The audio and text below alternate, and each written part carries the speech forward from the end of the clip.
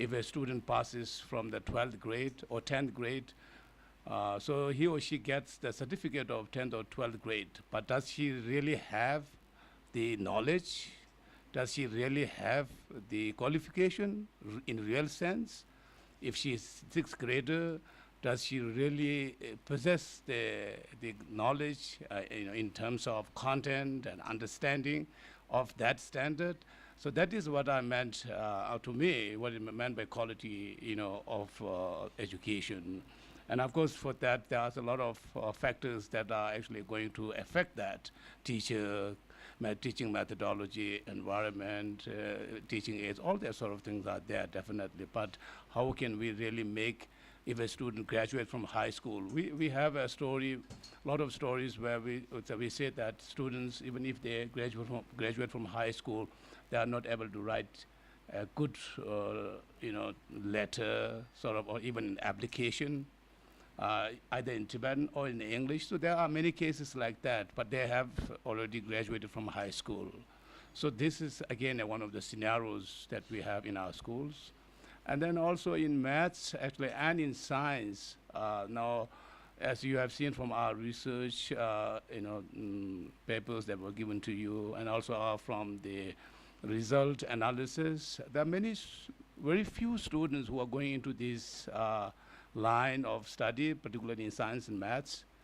And like as few as out of, let's say, we did some kind of analysis before from last years, and only about 20% of the students are going to the opting for science subject or science stream. So, which to us is quite low in terms of students enrolling in that. Why it is happening? And in many of our schools, whether you go to schools in Nepal or you go to schools in India, if you go to schools run by TCV or you go to school run by CTSA or Tibetan Homes Foundation or Sambota, all these different categories of school, you get one sort of answer. The math is very difficult from the Tibetan students. There are exceptions, although, but by and large, this is what we felt. I personally felt that everybody is talking about math is a very difficult subject, so they do not like to go into it. And then we wanted to know why. Why is it really true, and what could be the reason, and how can we overcome those sort of problems in our schools?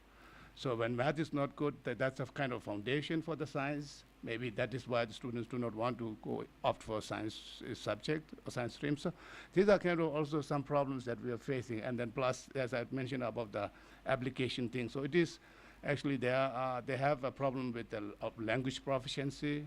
So now lately, what we're talking about with our education officers, we're kind of concentrating more on 4 things, without undermining other subjects as well. So those are languages, Tibetan and English, and science and maths.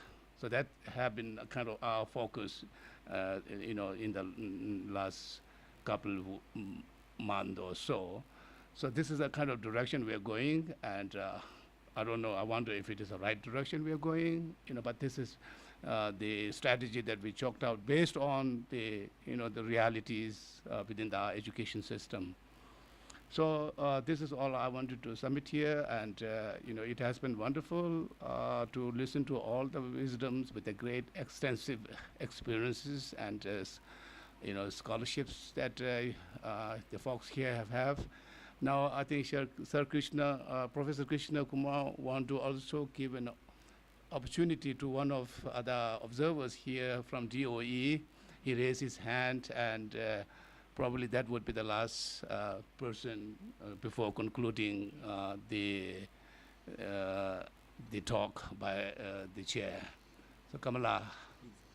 I tried by my own way to contribute something to the Tibetan society or for the cause of the Tibetan children's education.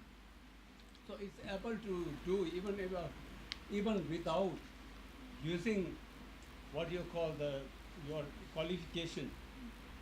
So I think it's not that essential. But now the bigger question that I have is, I think somehow some of the person that are present here today would be able to, I hope that be able to throw some light or maybe give some guidance in our future course of step, because our situation is as such that our goal, that totally, because the Indian system of education, this is one thing is that we have a ready-made meal to eat. Okay, we just get absorbed in it. Another thing is it has so many things that we don't require. It doesn't fulfill the need of the Tibetan community. It does not have to fulfill our goal. It does not have to get to the struggle level that we have to fight. We are not here to enjoy the hospitality of the host country, but we are here to struggle.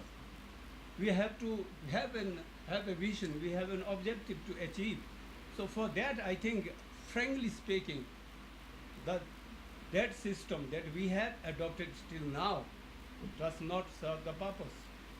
So only if you are just opting for a white-collar job or for your own career on the basis of a paper, it's okay, it's most welcome. But I think the 50%, if I may say so, of Tibetans, if they are given a choice, whether you want a certificate recognized by so and so, or you want a opportunity to study, and after that you don't bother for certificate. You are educated, but you don't bother for it. Is there a way? So if that choice is given, I think 50% of the Tibetans may opt for that informal, but education chances are there. So that may be more productive and more meaningful for our cause. So my question here is that now, as Professor Krishna Kumar has said, that we are now in the framework of the CBSE. As long as we are in India and we have accepted this, and right now nobody is thinking going out of CBSE, out of the board education.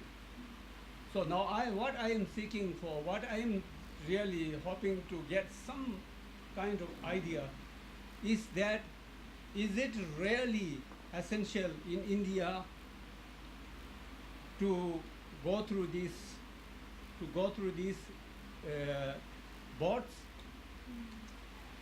or is it really essential to appear in the examinations on one of the Indian language? Perhaps I can understand that it may be because the Tibetan language is not in the 8th schedule of the constitution, so therefore this may be a stumbling block. But if somebody can appear in Bengali, somebody can appear in Malayalam, somebody can appear in Assamese, then why not in Tibetan? Up to any level, if you want to go, if someone makes a choice. So is there a way? So if there is not right now, there is no way, then what is the way? Does it need a piece of legislation? Is it a matter of ordinance? Is it a matter of executive decision? So where we could go, whom we could approach, and what we will achieve, where is the possibility of? Because my worry is that I think if we are given a choice, majority of the people, they may opt for the present structure of examination.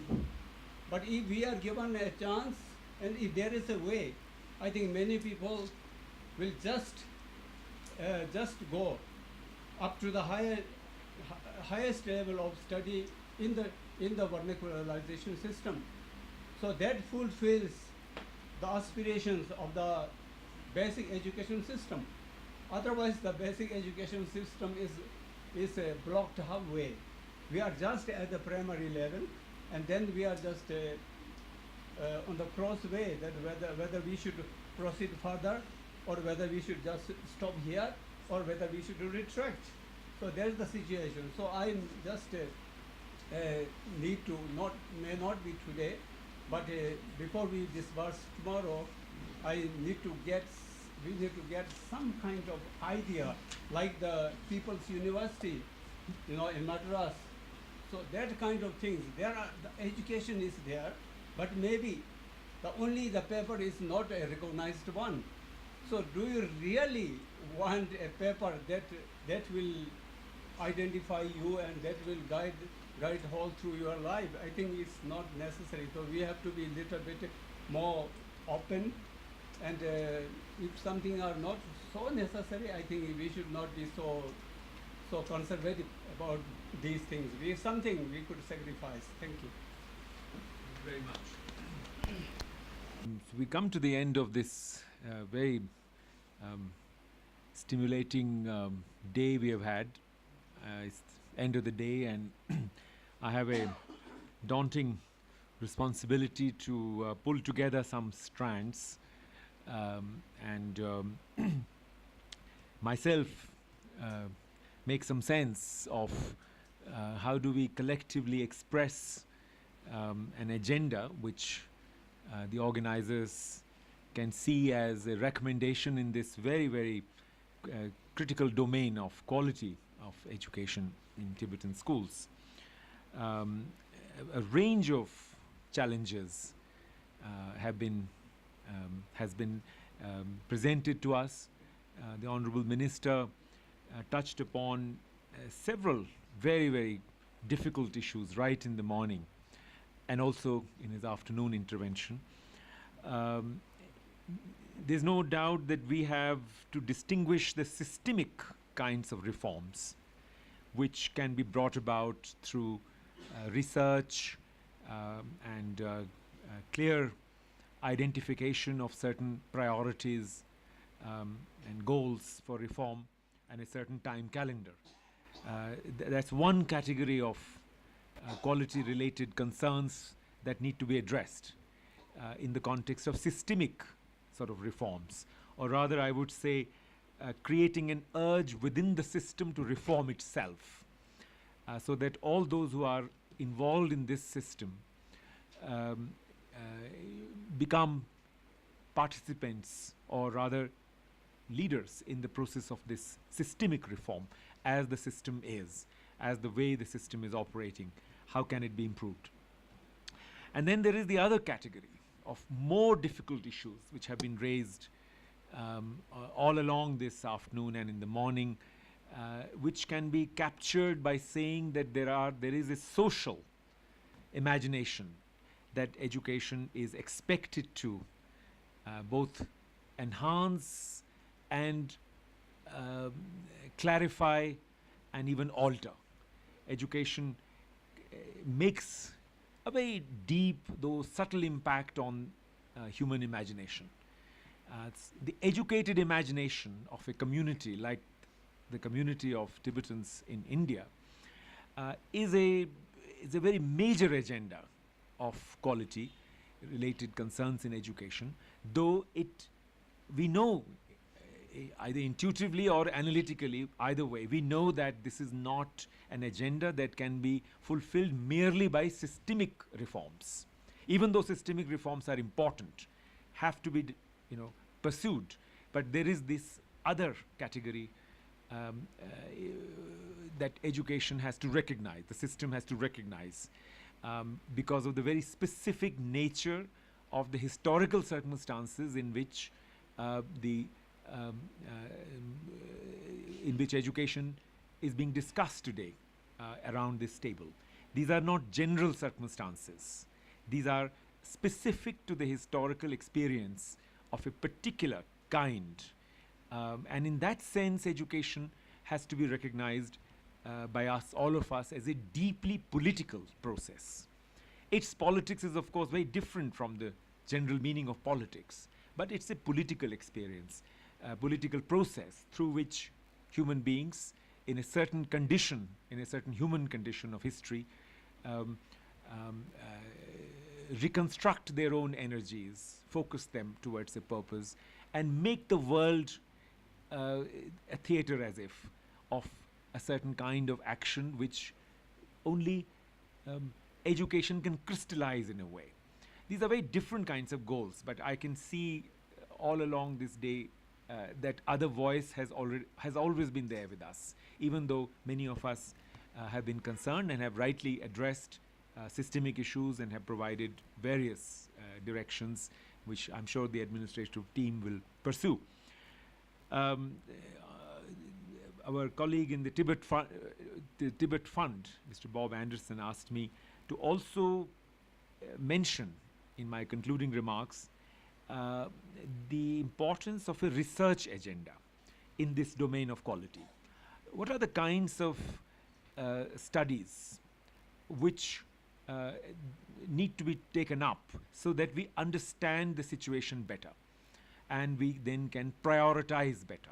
In fact, even in terms of creation of knowledge about the situation, we need to prioritize.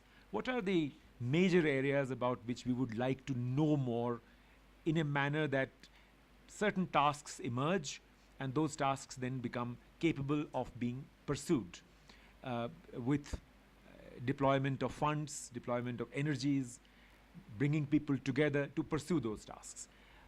Research is a very important instrument for that, just as we have seen with the help of one paper, we have been able to sustain our discussion in a certain manner, focused manner, to see what are the things we can do to take the system forward. So I think it's very important for all of us here to think, while we are in these 2 days of meeting, as well as afterwards, to think about the kinds of priorities that we can convey, and also certain methodologies through which we would like those priorities to be pursued as a research agenda, so that reform becomes more possible, more focused, and palpable over the next few years, because educational reform is always a slow-moving process and therefore needs a sense of direction, a certain time horizon against which priorities can be met. I think it will be very important for all members here today to also determine how best either their own personal energies can be made available in the pursuit of these research agendas as well as the successive reform agendas, and also to what extent they can mobilize the energy and involvement of other individuals in their own institutions or other institutions whom they know, who are the right people to get involved in the kinds of issues, kinds of processes that will follow from our understanding of what the priorities are, what the needs are. I think these are all very practical suggestions which our organizers and their friends have made, to which many of us perhaps can respond at our own terms and at our own convenience. But we need to remember that any process of improvement or reform requires a certain kind of deliberate or conscious planning and deployment of energies. Otherwise, energies remain available but never get used, never get deployed for specific things to happen. Summarizing today's discussions is a very difficult task, although I had some very good teachers during my elementary days who taught me how to write a précis. And I'm always grateful to those teachers. I remember them because that's the one thing that sustains us who work in these kinds of settings, how to summarize. But I think many of those teachers will want to examine me today to see how I can summarize, whether I can summarize, because a very large range of issues has been raised. And I don't think all of them can be touched upon in these concluding remarks. But I would like to identify some 4 and maybe 4.5 categories. There are certain things that have been mentioned in the context of teachers. What all can be done, and I'll have a few seconds on that. Then there are issues that have to do with curriculum. Curriculum in the largest sense of the term, which includes the syllabus but also includes other sites of curriculum, other resources which are involved in making this relational activity of teaching more engaging, and therefore this larger definition of curriculum needs to be taken into account for a number of issues that members have raised since this morning. And then there is this very, very difficult systemic area of assessment and examinations, how to live with them and what to do. Then there is a considerable amount of concern shown today in the context of use of technology, although it has not been touched upon by a number of members, but it's a very important area, whether we have different positions and different ways of looking at it, but we do need to ponder on it, because technology does eat up a lot of funds, even if it doesn't meet everybody's expectations. In fact, a lot of reform today is becoming these days synonymous with procurement and purchase and making available technology. And we need to think about that. What is going to be our policy for using what's available in the market of technologies for quality? And caution is very, very necessary in that context. And then there are finally certain issues that have to do with the indigenous, traditional, highly venerated forms of both learning and teaching, which are part of our system but are not recognized as such, and which need to be better understood, better analyzed, for us to be able to deploy whatever energies are available in our times for the full utilization of that heritage of learning. So this is the kind of, you can say, this is the range within which we have been talking this afternoon. In my role as somebody who tried to coordinate this discussion or chair it, as traditionally it is said, I think I'm going to exercise my privilege in this position to place back on the agenda my concerns for the early grades. And there I would like to mention 2 or 3 things which I think need to be remembered and need to be taken forward. There is the whole question of use of language and literature as a means of a wide range of issues, as a means of capturing a wide range of quality issues and pursuing them. How best the administration can pursue these, I think, will have to be worked out in terms of availability of resources, funds, institutions to collaborate with, and so on. But certainly, perhaps all of you will agree that just as a practical hands-on experience, either in a lab or in the world of nature, is necessary for improvement of science teaching, similarly, having a good, accessible library in every school, perhaps in every classroom, is the best way to move forward in improving our learning and teaching of language and literature. Very, very key area of the curriculum, out of which emerge these different subject areas ultimately. If our children become avid readers, lifelong readers, and if our teachers become models in a culture of reading and a culture of learning through reading, I think a number of our concerns will be taken care of. And for that, a library is a very major resource, and I think the administration will need to work out some way to assess how equipped our libraries are today to inspire children, to inspire teachers, to become avid readers. Production of books in Tibetan language, production of books for the youngest child, middle range child, as well as the adolescent child. These are very high priority, have to be high priorities. But I think, given where we are, I think for the youngest child must get the first preference. Let's aim at production of 100 good children's books, which are appropriate for children in grades 1 to 3 in the next 3 years, 3 to 4 years. Is that something possible? So that we bring what we can call truly high quality literature, which can be used across the schools and perhaps will become a model of a series of children's books for the entire for other languages as well. Once we produce it in this language, perhaps much of it will get translated. I know National Book Trust will not worry about the constitution or the schedule, but will produce books if we demand, if we say that here are some excellent books that we have put together, would you like to publish them, at least some of them? Otherwise, we need to have our own publication program. I know the administration already has a publication program. And we know that a great children's writer from Finland, like Veronica Leo, has produced a book for them. We have other potential writers within the community as well as outside who can contribute to this process. But there will have to be an agenda.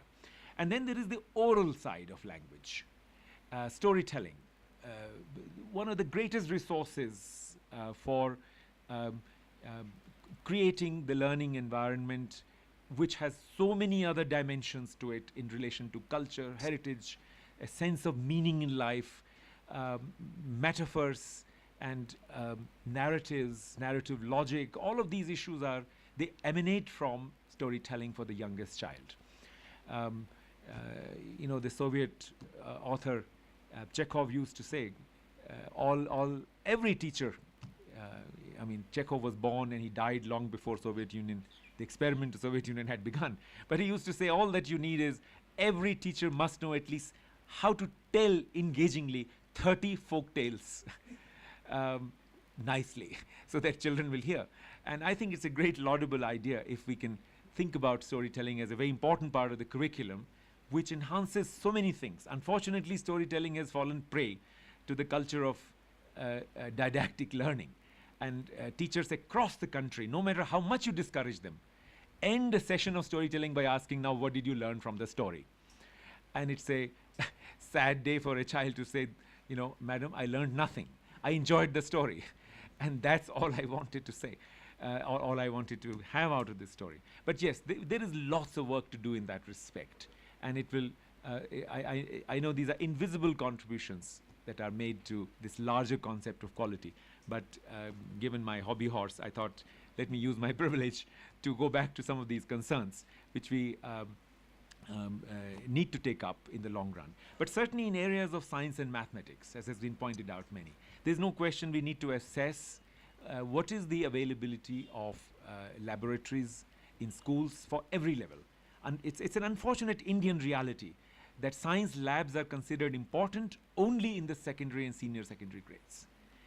By that time, the flame in the child's mind, in many cases, is unfortunately already extinguished. The great children's educator Montessori started off with sensory experiences as the foundation of all learning. And a good quality science corner in every elementary school, every primary school should be our goal. Where are we in terms of that goal, in terms of availability of resources, spaces, funds? All of these are issues that have to be worked out in some detail. Sam Feji talked about Kabir's experiment in Delhi, building as a learning resource. Mr. Vajpayee, Kabir Vajpayee, has also tried to transform existing infrastructure into positive learning environments, positive ethos for every school. I think infrastructure is, of course, not so much a factor of quality as a condition of quality in teaching, in student life, and so on. And infrastructure has to get a high priority as the one thing that can be done to begin with. And infrastructure is a problem not simply of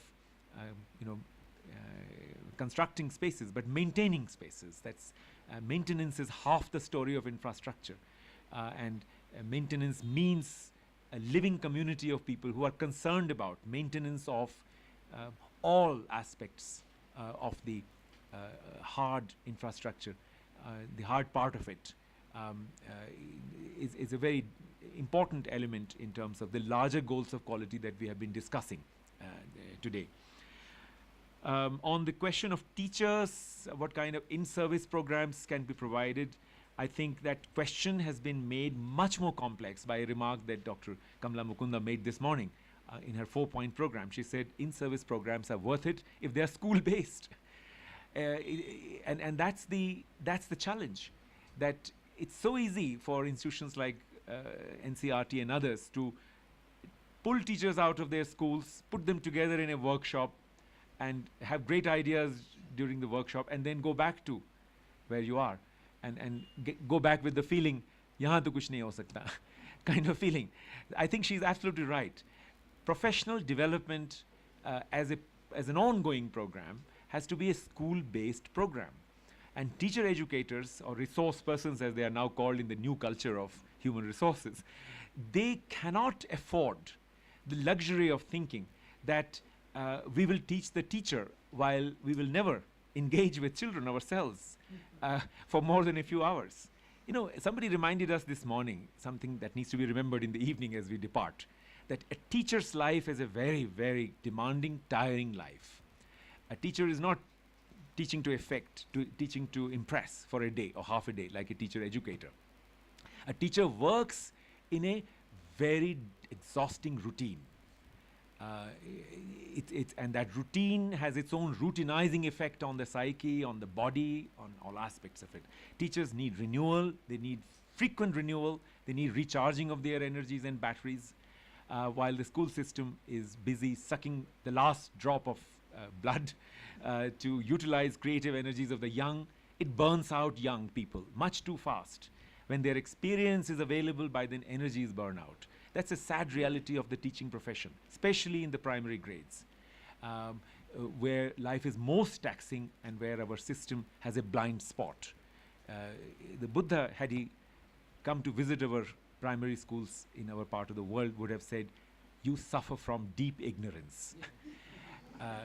Because that is where your nation, your community is either built or destroyed. And if your teacher is not happy, if your teacher is not full of energy every morning, if your teacher is not looking forward to having a nice creative day with children, then something is fundamentally problematic. And I think this question of how in-service programs, as we call them, or professional development programs to enhance quality, are taken up by people who are going to work with teachers, how they must have that awareness of the teacher's real life, so that they don't talk to teachers or teach teachers, but rather see how their own knowledge, expertise, or more recent knowledge that they might have can create kind of an osmosis effect among teachers, so that the teachers then can take this forward. I have no doubt about it. It has to be a school-based process, as was pointed out this morning, and it has to be a sustained process. So the administration here has certainly a very important task to work out. If all the schools are to be dealt with, I think the Government of India terminology will be the wrong one, which is to cover. If all the schools have to be covered, we used to say in NCERT, then how many workshops, how many years, and so on and so forth. That's the wrong way to do planning. Schools don't have to be covered. Schools have to be, this activity has to be sustained so that it becomes a permanent fixture of school life. And teachers begin to see professional development opportunities or days or work with these